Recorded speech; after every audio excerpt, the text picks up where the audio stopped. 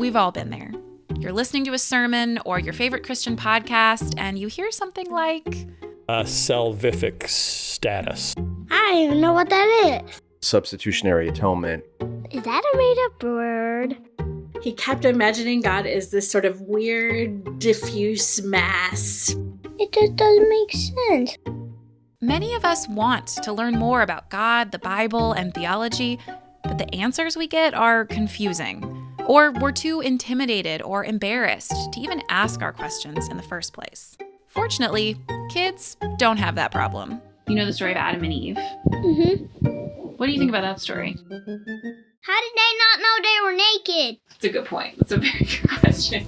From Holy Post Media, it's Curiously Kaitlyn. I'm Kaitlyn Schiess, and I've been studying theology for a long time. I have a master's degree in theology, and I'm working on my doctorate. But I also believe that theology isn't just for theologians. It should be for the whole church.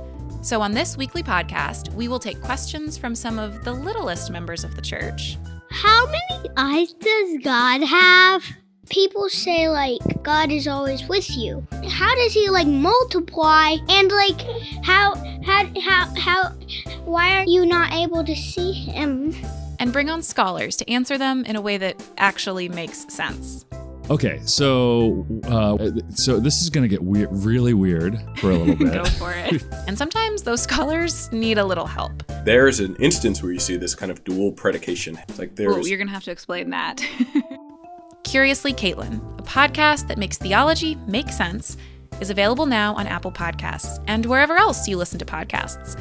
Make sure to follow so you don't miss any episodes.